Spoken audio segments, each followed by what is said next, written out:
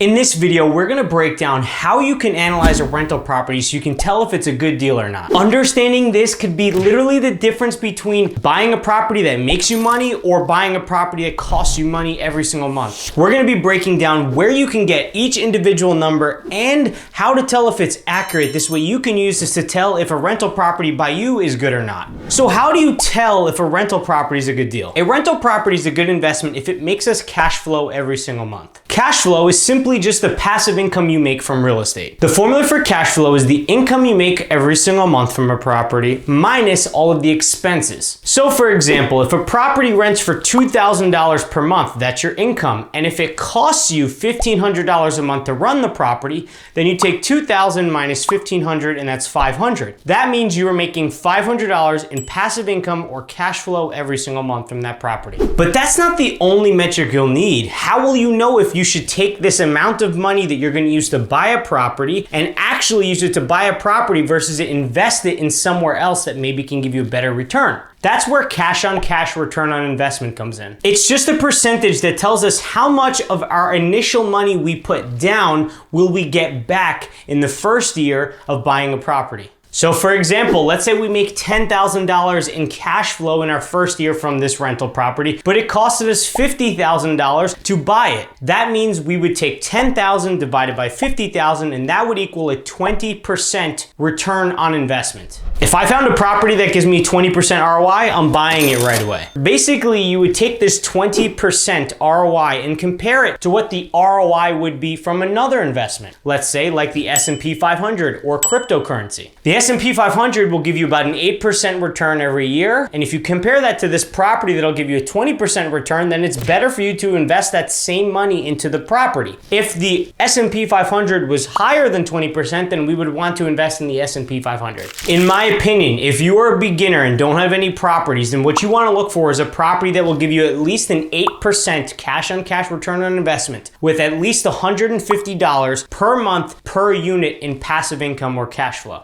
You should not try to look for properties that give you a crazy return on investment when starting off because it is very difficult to find anything like that. And then you'll get stuck not finding a property for months. Okay, now let's get into the nitty-gritty. How do we find the numbers to get the income and the expenses on the property? First, let's start with income. The main type of income you'll make from a property is known as rental income. This is just the money you charge in rent. For most properties, this will be the only source of income. You can find out how much a property will rent for by using Rentometer or BiggerPockets Insights to get an estimate for what that property will go for. Otherwise, you can ask a real estate agent for closed rental listings within the last 90 days within a mile of where you're looking and that have the same amount of bedrooms and bathrooms as the property you're looking at. The second type of income would be washer and dryer income. If the property has a coin-based washer and dryer, then you can use this. Two ways you can estimate this information is first, ask the current landlord what they're charging and raking in every single month from this. And second is to look at nearby laundromats and see how much they're charging for a coin-based washer and dryer. The third type of income is parking income. This is if you have an extra parking space that you can offer up for a monthly fee. To estimate this, you can see what nearby apartment complexes charge for parking in their area. Also, you can see if a parking garage nearby charges for monthly rates, you can use those as well. The fourth type of income is storage income. This is if you have like extra space, like maybe an outside garage or a basement that is shared by multiple units on the property that you can rent out for someone to use as storage. I did this on one of my properties where I had an extra garage and I was able to get an extra $200 a month for it. You can actually estimate this by seeing what other storage units nearby charge, but you would want to reduce that price a little bit because storage units tend to have like security and special cooling and stuff like that, which you probably won't have for your storage areas. The last type of income is just generally bucketed as other income. This is if you have any other magical ways of making money on the property, and if you got one, please let me know because I want to make more money too. The income is the easy part in the calculation because it's usually just the rent for most properties. Now let's move on to the expenses. When buying a property, there's two different types of expenses. There's one-time expenses that incur when you buy the property, and then there's monthly expenses that are part of your cash flow calculation. Let's go over the one-time expenses first and get those out of the way. First, you have your down payment. This is the percentage of the actual purchase price of the house that you're gonna put down in terms of money, so you'll have that equity in your house to start off. Depending on what kind of loan you're getting, you could have one that's as little as 0% down using like a USDA loan, or you could put 100% down using cash if you're buying the property. The second second one-time cost is closing costs. Closing costs are actually a bunch of little costs bundled together. They're usually covering anything from the day you got the offer accepted to the day you close on the house. These are things like inspection costs, getting a lawyer, title insurance, appraisal costs, insurance. Because closing costs can vary greatly, they depend on where you buy too. Let's just use an average of 2 to 5% of the purchase price as a good average for what closing costs will cost us. I usually use 5% to be conservative. So if you're gonna buy a $100,000 house, it'd be about $5,000. The third one-time costs are known as rehab costs. These are optional because not every house you're gonna buy is gonna need work up front. But this is any money that you're gonna put into the house in terms of fixing it up to get it rent ready for people. The way you can estimate this is to get a contractor come to the property and give you an itemized list of things that they plan on fixing and for how much it'll cost. If you don't have a contractor to use, then you can use an estimated scale that I came up with to help you figure out how much it's gonna cost you. 0 to 10K for minor rehab, 10 to 20K for a decent rehab, 20 to 50K for a larger rehab, 50 to 100K for a complete rehab, and then 100K plus for anything that is new construction. These three one-time costs are used to calculate ROI. If you remember, the formula for ROI is your first year's cash flow divided by how much your total cost to acquire the property was. Your total cost to acquire the property is equal to your down payment plus closing costs plus rehab costs. All right, that's enough for one-time costs. Let's talk about the monthly costs now. The first one is usually the biggest one, and that's known as your monthly mortgage payment. In order to figure this out, you're gonna need a few things. You'll need to know how much you're gonna buy the home for. You need to know how much you're gonna put down, depending on what kind of loan you're gonna use. And you need to know what kind of interest rate you're gonna get on the house. That information you can get from your lender. You can use this mortgage calculator on Google to run a bunch of different scenarios based on your situation. The second charge is known as PMI or MIP. This charge is optional. It stands for private mortgage insurance or mortgage insurance premium. If you decide to use a loan where you put less than 20% down, you will have this PMI every single month as part of your mortgage payment. It usually costs somewhere between 0.55% to 2.25% of the loan price. Again, if you put more than 20% down, you won't have to pay this. The third cost is annual property taxes. These are the taxes that you have to pay for just owning the land and the building on the land to the city. Usually you can get this straight from your listing on Zillow, or you can get it from your real estate agent. And if you can't get it from either of those, then you can go to the county tax assessor's website where you can actually look up the property and find out what the property taxes are. The fourth cost is home insurance. This is just insurance on the house that you're buying. You can ask a home insurance broker to give you a quote for something like this. You can ask your real estate agent what typical home insurance costs are like in that area, or you can ask the current owner and see how much they pay for insurance. Quick side note, some properties will require flood insurance if they're in a flood zone. This actually just happened to one of my properties. It is now in a flood zone and now I need to pay an extra $1,000 a year for flood insurance. So make sure you know this ahead of time. Next cost is HOA fees. HOA stands for Homeowners Association. Not every house has this, but it's usually for houses that are in a development or in a condo, like in an apartment complex. These are costs every single month that sometimes go to pay for utilities or common areas on the property. For example, in an apartment building, the outside walls and the hallways are common areas. That's being paid for by the HOA. The next cost is property management. If you don't want to be the landlord, or if down the line you see yourself expanding so far that you won't be able to manage all the properties yourself, then you're going to need to pay for a property manager. You can get this number by calling a bunch of property managers in that area after doing a quick Google search. Or you can just assume to budget anywhere from 8% of the monthly rent to 12% of the monthly rent for the properties that you own. So for example, if the rent is $1,000, 8%, they'll charge $80 per month, or if it's 12%, then it'll be $120 per month. The next bucket of costs are known as utilities. These are things like water, sewer, heat, gas, electric, garbage, snow removal, lawn maintenance. These are all pretty self-explanatory, but they're all costs that you need to take into consideration when running your property analysis. The best way to get these estimates are first to ask the owner of the property, 2, to ask your real estate agent how much things might cost in your area, 3, to call up the individual companies that run these utilities or that service these things and see how much they'll charge. Now, Now, there's 3 more expenses, but they're not like the other expenses. These are things I will put money to the side for just in case they happen. See, when I'm buying a property, I want each property to be its own business. I want the income to cover any issues in the property and for the income to cover all the expenses. I don't want to have to pull money out of my own pocket to pay for anything on the property anymore. So that's why I save for 3 things: repairs, capital expenditures, and vacancy. I will put 5 to 12% of the monthly rent to the side for repairs. Repairs are small things that need to be fixed, like a paint job or a hole in the wall. I will put 5 to 10% of the monthly rent to the side for vacancy. A vacancy is when someone is not in the property for that month and I'll end up having to pay the mortgage, taxes, and insurance. So I need money to cover for that time frame. Last, I will put 5 to 12% of the monthly rent to the side for capital expenditures. A capital expenditure is a large fix on the house where you're making something brand new and improving the value of the house. So for example, you want to think like a roof or a brand new driveway. These are large expenses from a tax perspective, are treated differently than something that is repaired. Okay, so now we've covered the basics of every single number and where to get them. Now let's test this out on a brand new property that I've never seen before. I lied and I looked at it before I run this script, but before then it was never seen before. I'll take you over to the whiteboard and we'll break down every single number.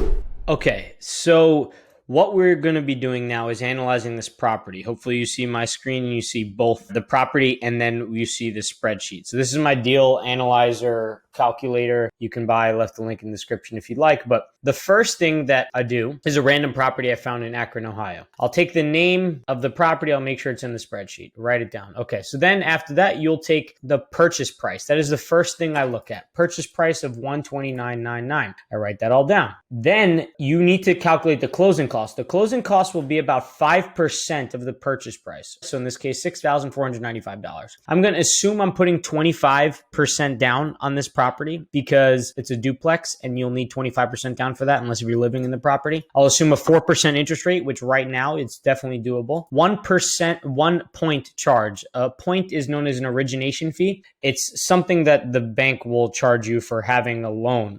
And it's typically 1 point per $100,000. Because this house is of 130, I put 1 point. Loan term is 30 years. 30 years helps us decide what our actual monthly payment is going to be, right? Because if it's a 15-year mortgage, it'll be higher. Next thing is estimated rehab costs. So in order to figure that out, you got to look at the property. The property looks like it's in decent shape. It looks like it's ready to be rented, especially for this area. I mean, it looks fine. I would put $0 for rehab costs. And PMI, remember, if we're putting 25% down, we don't need PMI. The next thing we need is annual property taxes. After looking at this, the property taxes are usually in another place, but on this listing specifically, it says annual tax amount, $2,451. So I wrote that down there. And usually you'll find them under the price and tax history section. Here it says tax history is unavailable for some reason. All right, home insurance. I'm estimating $1,200 because I have a property in that area that's a little bit cheaper in home insurance, so I just budgeted $1,200. Then repairs, vacancy, and CapEx. This property is not in beautiful condition, so for CapEx and repairs, I'm going to put 8%. It's in good condition, but it's not beautiful condition. If it was beautiful, I'd put 5. If it was in really bad, I'd put 12.